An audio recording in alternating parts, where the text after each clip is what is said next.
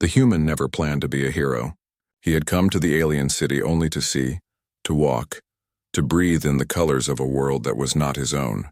Everything around him was strange, yet alive with wonder. Tall towers of silver stone reached into the twin skies. Bridges and walkways floated between the towers, glowing faintly with energy.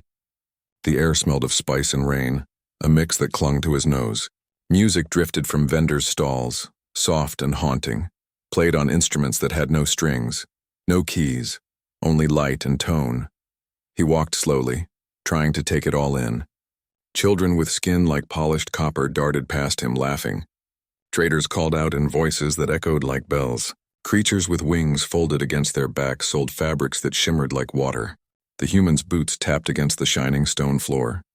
And though many eyes turned toward him, the lone outsider, they carried no malice, only curiosity. For a moment, he felt at peace. For a moment, he forgot the weight of his own past. Then came the scream. It cut through the air sharper than a blade. The crowd froze.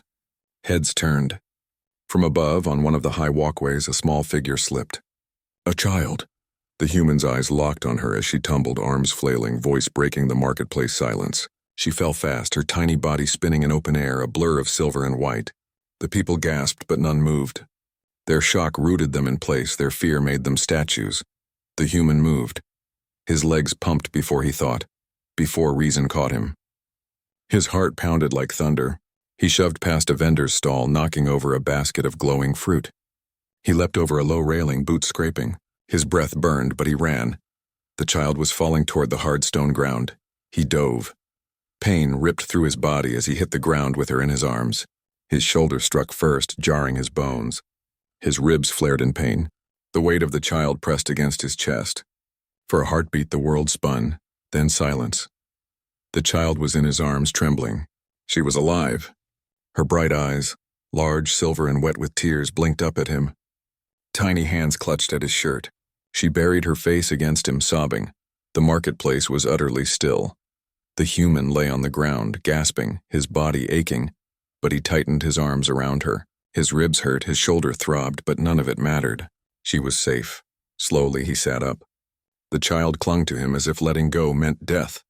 He whispered softly, though he knew she might not understand his words. "It's okay. You're safe. I've got you."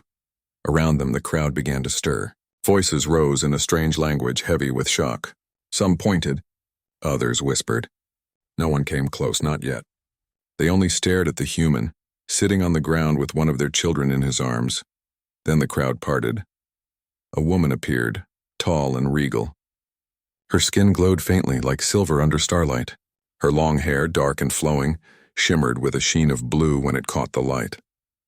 She wore robes embroidered with symbols, marks of status and dignity. Her steps were fast, almost breaking her composure. Almost, but not quite. She dropped to her knees before the human, her hands trembling as she reached for the child. The little girl turned, crying out, and clung to her mother's neck. The mother held her close, her face pressed against the child's hair. Relief shook her body, visible even through her proud posture. For a long moment she did not move, did not speak. Then her eyes lifted. She looked at the human. Her gaze was sharp, piercing, filled with something heavy, too heavy to be simple gratitude. The market was silent again, waiting, watching. Even the air seemed to pause. Her voice when it came was steady, though thick with emotion. "You saved my daughter." The human, bruised and aching, only nodded. He tried to smile, though his ribs protested. She was falling. I couldn't just stand there. The mother's eyes did not soften. Instead, they grew more intense, more serious, as if the weight of her words pressed down on the space between them. "By our law," she said, voice low yet carrying through the marketplace, "you have a claim on me, human." The human blinked, stunned. The words made no sense to him. He had expected thanks, perhaps silence, not this. He shook his head quickly, hands raised as if to push the words away. "I don't want a claim. I just wanted her safe, that's all." But the woman's expression did not change. If anything, it grew heavier, almost sorrowful. "Law is law," she said. Her hand stroked the child's hair as she stared at him. "You may not refuse it, come." And before the human could rise, before he could argue further, the crowd parted again. bowing slightly as if before something greater than themselves. The human looked around, his chest tight, his mind confused. He had saved a child. That was all. But in this place, on this world, that act had done more than save a life. It had bound him to something he could not yet see. He rose slowly, every muscle aching, and followed the mother into the silence of the watching crowd.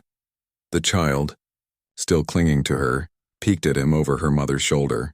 Her eyes, silver and wide, held no fear, only trust, and for reasons he could not name. That trust struck him harder than the pain in his ribs. The walk from the marketplace to the great hall felt endless. The human followed the tall alien mother through winding streets, still aching from the fall. Every step jarred his ribs, but he said nothing. Around them, people whispered, eyes wide, staring at the strange pair, a human bruised and limping, and a noble woman carrying her child. She walked with purpose, her silver skin gleaming under the twin suns. Her daughter clung to her, still sniffling softly, though the worst of her tears had passed. The child looked back at the human again and again, as if afraid he might vanish if she looked away too long. He wondered if she even understood what had happened, or if she only knew that her life had been held in strange, strong arms. Finally, they reached it, the Hall of Accord. It rose from the city's heart, massive and gleaming, carved from stone that shimmered faintly like moonlight. Great pillars lined its front, etched with markings that looked both beautiful and ancient. Wide steps led up to doors taller than any tower he had seen on Earth. The mother stopped at the base of the steps. She turned toward him, her gaze steady. "You will come inside," she said. The human frowned. His voice was quiet but firm. "I told you I don't want anything. I didn't save her for a reward." Her jaw tightened, and her eyes burned with something between pride and pain. "You do not understand. This is not about reward. This is not about what you want." She shifted the girl higher on her hip, and the child buried her face against her mother's shoulder.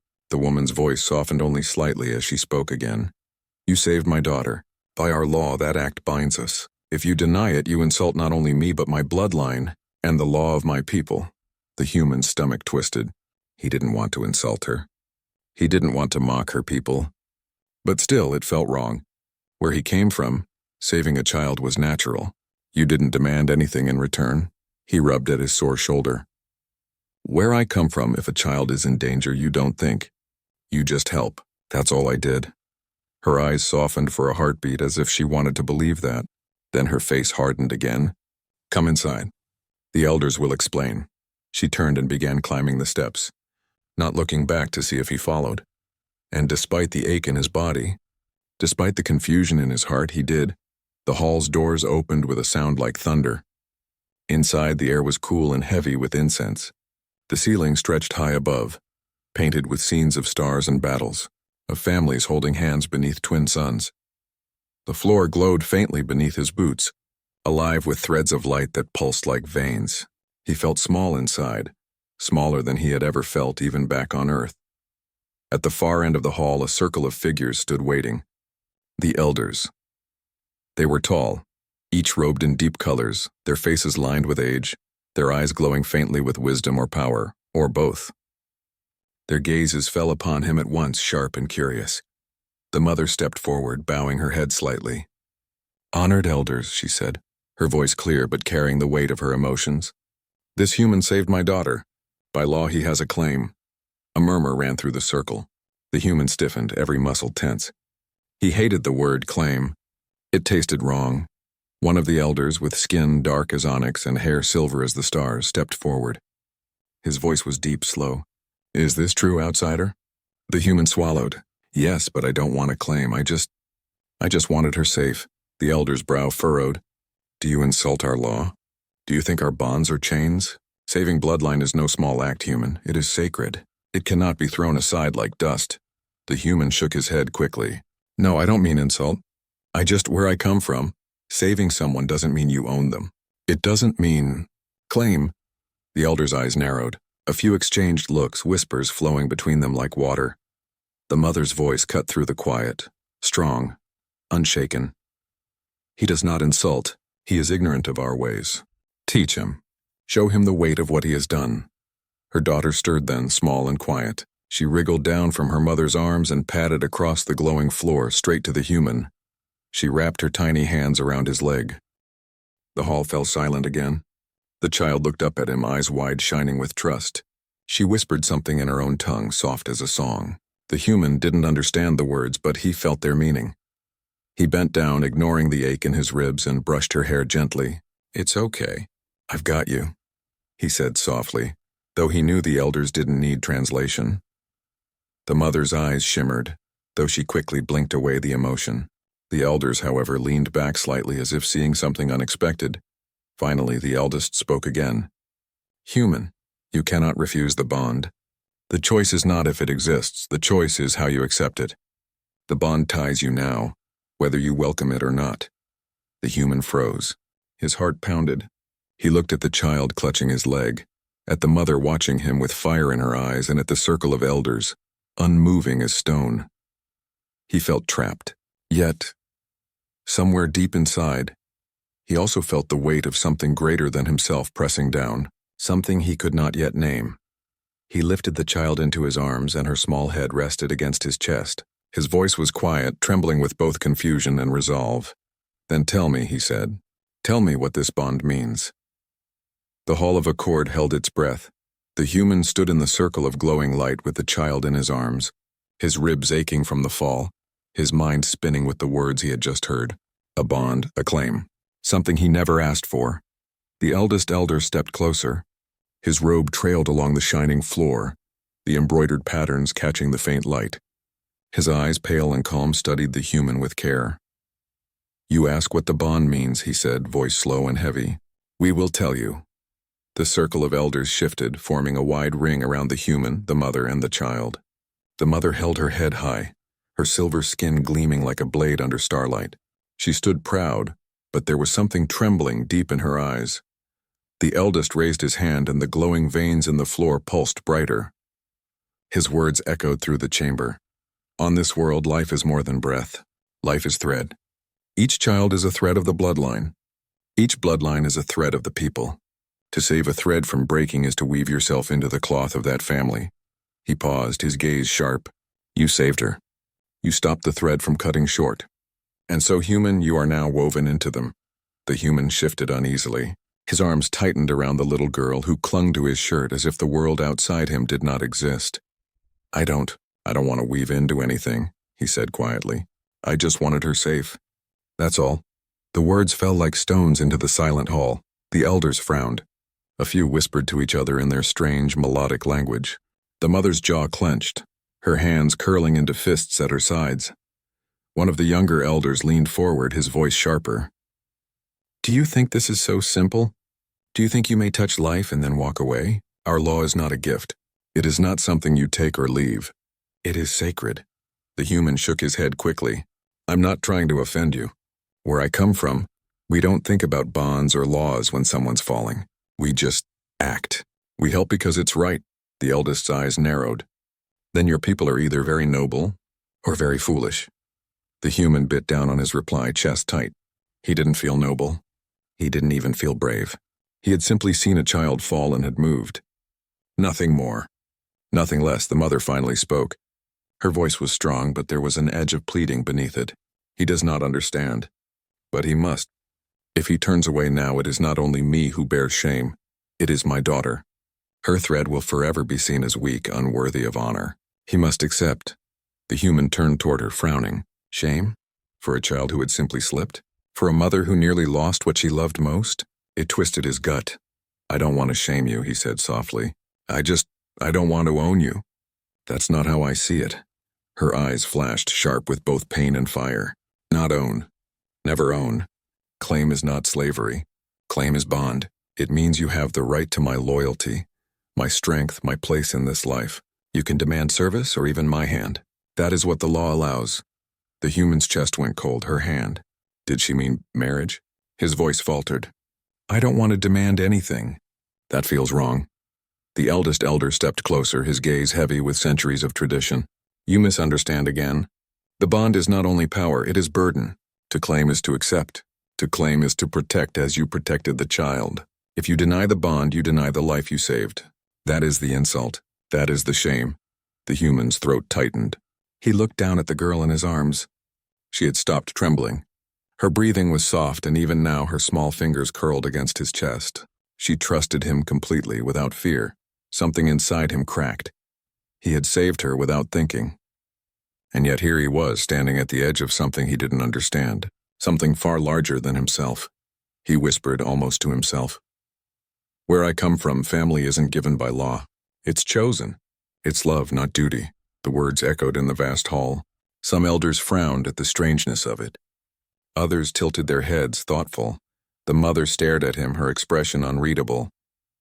But her eyes glistened just faintly, as if some part of her wanted to believe those strange words. The eldest finally lowered his hand, and the glowing veins in the floor dimmed again. His voice rumbled like distant thunder. You cannot walk away, human, not without breaking what has been made. The bond is yours now. Whether you shape it into chains or into something else, that is your choice.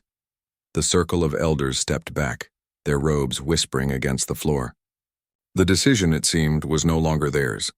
It was his. The human stood there, heart pounding, ribs aching, the child still clinging to him. He looked at the mother, so tall, so proud, her dignity wrapped around her like armor, and then back at the elders, who watched with cold, ancient eyes. And in that moment, he realized something. It wasn't about him. It was about the child, about the mother, about their people.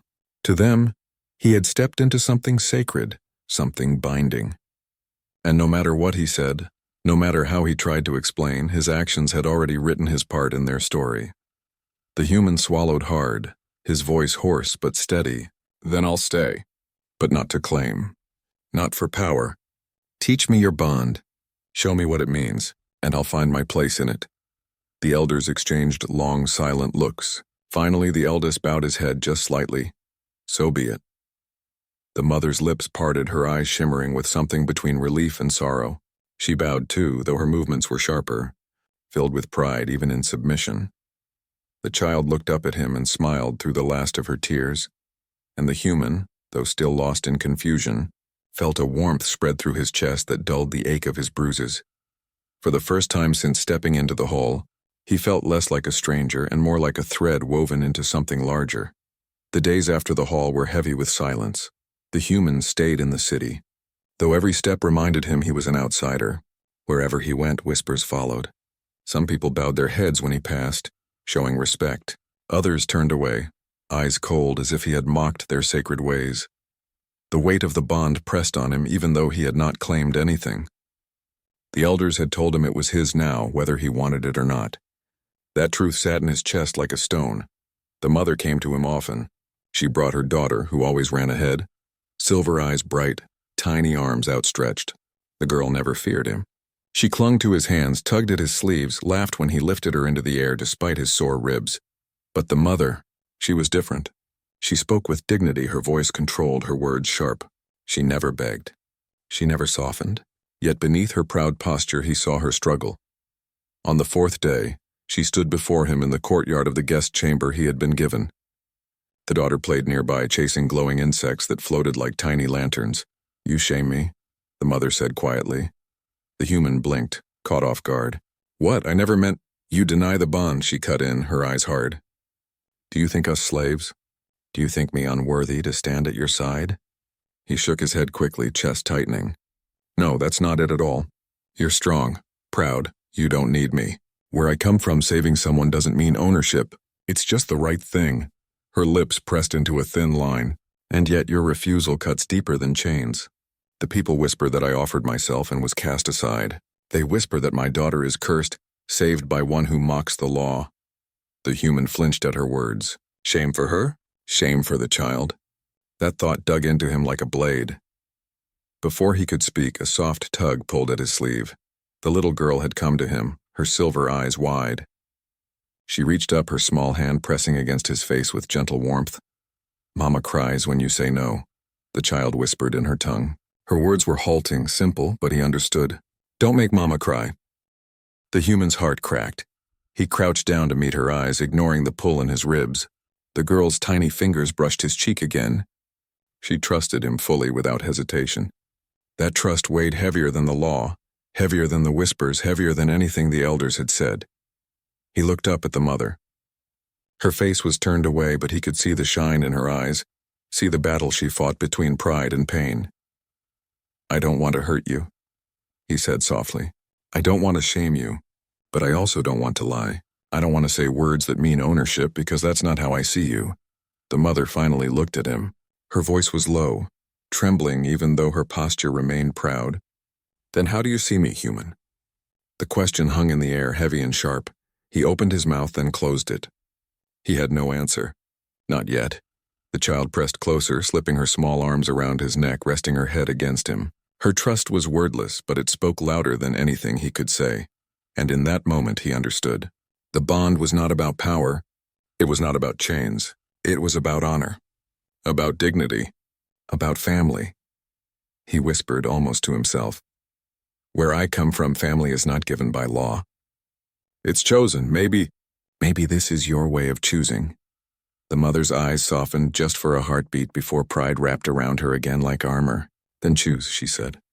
"But do not leave us in this half place. If you refuse, refuse fully.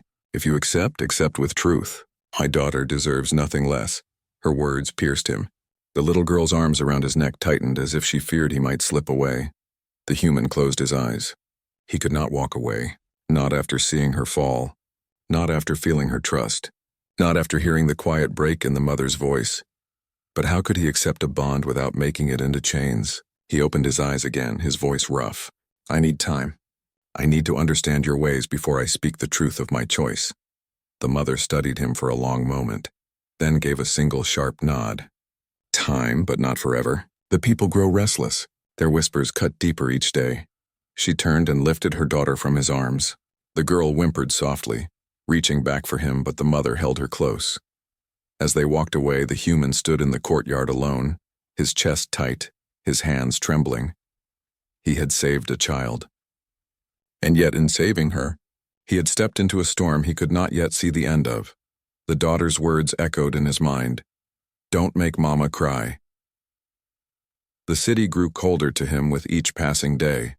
At first, when he walked through the glowing markets and shining streets, people would only stare. Some bowed lightly, showing respect for the bond.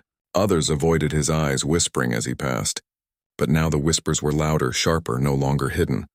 The human mocks our law. He saves and refuses. He shames her. The mother bows, yet he will not claim. What pride is this? The human heard it all. Every word pressed heavier against his heart. He told himself it didn't matter, that the whispers were only sound, not truth.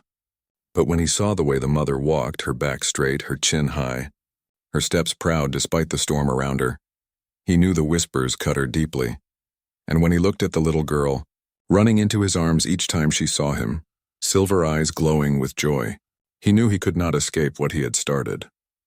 One evening, he sat alone in the chamber the elders had given him. The walls glowed faintly with soft light, the air cool and still.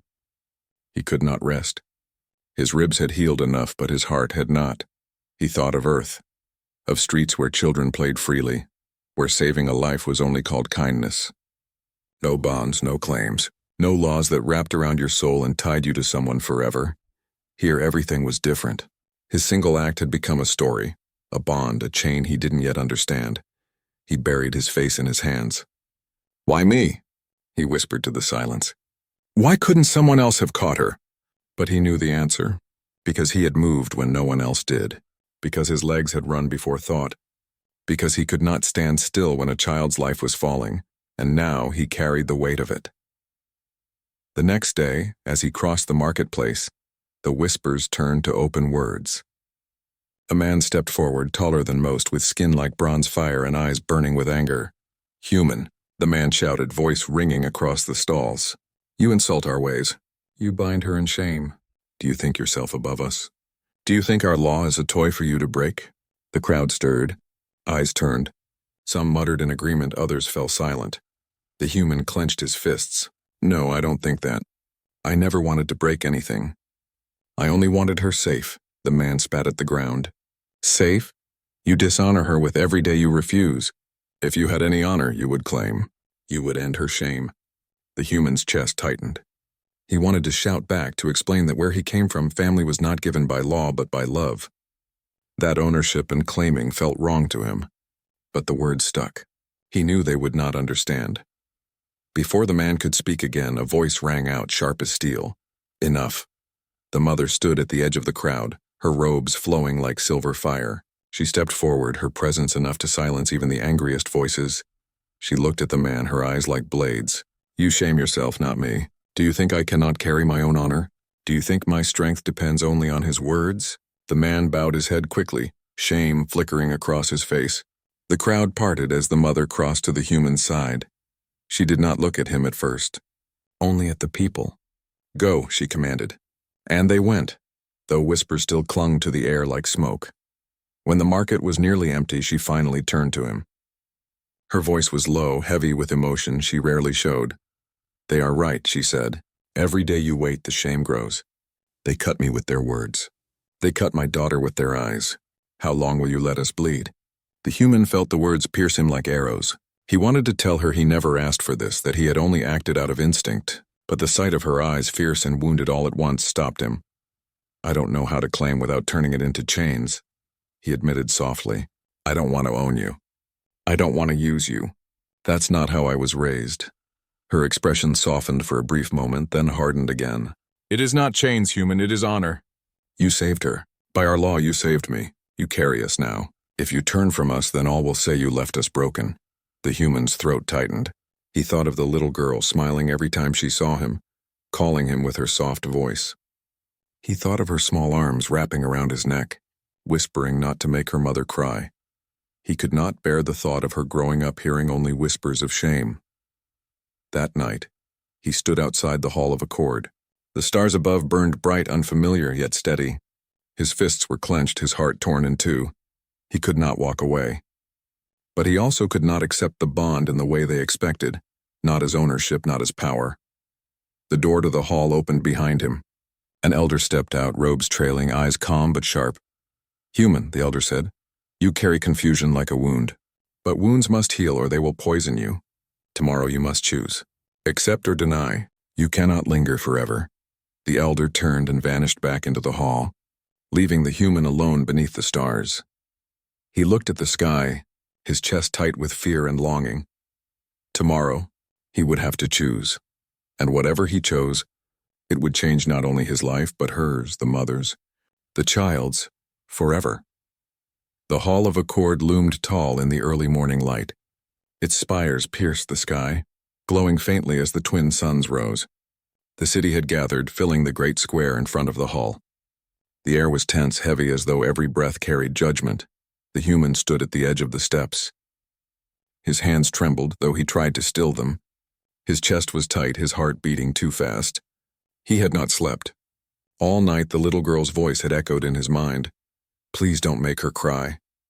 Now the moment had come. The elders sat upon their high seats, robes flowing like rivers of light. Their faces were unreadable, carved from centuries of tradition. The mother stood among them, her chin raised, her posture unbroken. But her eyes were full of storm. The little girl clung to her side, her tiny hand hidden in the folds of her mother's robe. When the elder in the center rose, silence spread like a wave. Human. The elder's voice carried across the square, steady and powerful. By our law you are bound. You saved her child. By saving her child, you saved her. You carry a claim, and with it, a choice. Speak now and end this waiting. The human's mouth was dry. Every gaze was fixed upon him, burning into him. The whispers of the past weeks pressed in like shadows. He took a breath. His voice cracked at first, but he forced it steady. I did not save her for reward, he said. I did not save her for claim or for power. I saved her because she was a child and she was falling, and my heart could not let her die. The square stirred. Some frowned. Some looked confused, but the elders waited silent. He raised his voice stronger now. On my world, we do not bind lives with law when one saves another. We say it is kindness. We say it is duty. And then we go on. I do not want chains. I do not want to hold her as if she belongs to me. The words cut the air like a blade. The silence was deep, heavy. The mother's lips parted, her breath sharp. Shame flickered across her face as though she feared rejection before her people. But the human did not stop. He stepped forward, his voice rising with fire. But, he said, and the words struck like thunder, I will not turn away. I will not let her bear shame. I will not let the child grow with whispers around her name. If I must claim, then let it be this. I claim them not as property, not as prize, but as family. By my world's way, not by law alone. If I stand with them, it is by choice of my heart, not by chains. The square erupted in sound, gasps, shouts, murmurs spreading like storm winds. Some voices were angry. He bends the law. Others were shocked. A family? What does he mean? But some were moved, their eyes soft, their whispers gentle. The elders spoke among themselves in low tones. Then the central elder raised a hand and silence fell once more. This is not our way, the elder said slowly, but it is not dishonor. The law binds through claim. And you have claimed, not in the words we know, but in words that hold truth, family. The elder turned to the mother. Do you accept his claim, not of chain, but of bond? The mother's breath trembled. Her eyes met the human's, searching, breaking, rebuilding. Then she straightened. Her voice was clear, steady. I accept, she said. The crowd rippled. Some bowed their heads. Some turned away in anger. But the law was satisfied. The choice was made. The little girl, no longer hiding, ran forward. She flung her arms around the human's waist, her silver eyes shining with tears and joy. I knew you wouldn't leave us, she cried. The human knelt, holding her close, his throat tight with emotion. He glanced up at the mother. She stood tall, but her eyes glistened. In that moment, her pride and her pain melted into something softer, something fragile, something real. When the square finally emptied, when the whispers faded into the streets, the three of them remained at the steps of the hall. The mother spoke first, her voice low, almost breaking. You changed the law today, human. Maybe not in their hearts yet, but in their minds. They will not forget this. I didn't mean to change anything, he said softly. I just couldn't walk away. Her lips curved, not quite a smile, but close. That is why you saved her. And that is why. Maybe you saved me too. The little girl tugged at their hands, smiling so brightly it broke the heavy air. We're together now, right? Not shame. Not chains, just together. The human swallowed hard, emotion rising. He nodded. Yes, together. But not all hearts were softened. In the shadows of the hall, a figure watched, eyes burning with anger. The man from the marketplace, his pride wounded, his voice unheard, clenched his fists. He twists the law, the man whispered to himself. He bends our ways. This human will break us if he stays. And in that shadow, a seed of hatred began to grow. The human did not yet know what storms still waited. He only felt the warmth of the child's hand in his, the silent strength of the mother beside him. For the first time since the rescue, his heart was not torn. It was whole. But peace in this city never lasted long. The days that followed the human's choice were heavy with mixed air. For some, the storm had passed. They whispered less when the mother walked through the markets. Some even nodded with respect, though quietly, as if afraid to be seen. The bond had been accepted, the law satisfied. But for others, bitterness remained. They spoke of broken tradition, of human pride, of danger in letting an outsider bend their sacred way. The mother carried herself with dignity. The little girl laughed freely now, holding both their hands when they walked. And the human, for the first time since that day on the bridge, felt something like peace. But peace was fragile. One evening, the marketplace lights burned low, glowing like fading stars. The human had taken the child by the hand, lifting her onto his shoulders while the mother bought fruit from a vendor. The air smelled sweet, almost safe. Then the shout came. Human. The human turned. The tall man, the one who had shouted in the marketplace weeks before, stepped forward. His bronze skin glowed in the lamplight, his eyes hard as stone. Behind him several others stood, their faces grim. You twist our law, the man said, his voice sharp enough to cut. You shame us. Today it ends. The little girl clutched the human's shoulder tightly. He felt her small body tremble. The mother stepped between them, her arms spread. Enough, she said, her voice steady. The law is satisfied. Leave us, the man's lip curled. Satisfied? He mocked it. He claims his family, not his bond. If this stands, then tomorrow others will do the same. Our ways will rot. I will not let that happen. The human's chest tightened. He stepped forward, placing himself beside the mother. His fists clenched, his voice low but firm. If your fight is with me, then fight me. Don't touch them, the man sneered. So be it, the crowd gathered quickly. Markets always drew eyes, and eyes always brought whispers. Some shouted for peace, others for blood. The elders were far. The law's judgment could not reach in time. The tall man struck first. His arm, heavy as iron, swung for the human's head. The human ducked, the force of wind brushing his cheek. His instincts, sharp from a life of struggle, took over. He moved fast, but the man was stronger, built like a pillar. Each blow the human dodged left the ground trembling under the man's weight. The mother pulled the child back, holding her close, her eyes wide but fierce. The human's ribs still ached from weeks ago. Each movement sent sparks of pain through his chest. He blocked one strike, then staggered under the force of another. The man grabbed him by the collar, lifting him from the ground like a doll. "You do not belong here," the man roared.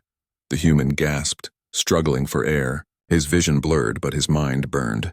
He thought of the child's laughter, of the mother's unbroken pride, of the promise he had made. Together. With the last of his strength, he drove his knee upward, striking the man's ribs. The grip loosened. He tore free, stumbling, then struck back with every ounce of will. A fist to the jaw. Another to the gut. The man staggered but did not fall. The crowd shouted louder, voices splitting like fire. "End it! Honor him! Stop this madness!" The man roared again and charged. The human braced for impact, but before the blow could land, a voice split the air. "Enough!" It was the mother. She stood tall, her robe torn, her silver eyes blazing brighter than fire. She stepped between them, unflinching. "You call this honor?" She shouted at the man. "You call this strength? He saved my child when no one moved. He carried shame to protect me. He stood when you all whispered. That is honor. And you—" Her finger stabbed toward the man, her voice trembling with fury. "You only bring shame to yourself." The square went silent. Her words struck harder than any fist. The man froze, his breath heavy, his fists clenched. But slowly, under the weight of her fire, his shoulders fell. His rage cracked into shame. Without another word, he turned and pushed through the crowd, vanishing into the night. The human fell to one knee, his breath ragged, his body shaking. The mother was instantly at his side, her hand steadying him. The little girl ran into his arms, tears streaming. "I thought you'd leave us," she sobbed. "Never," he whispered hoarsely, holding her close. "Never."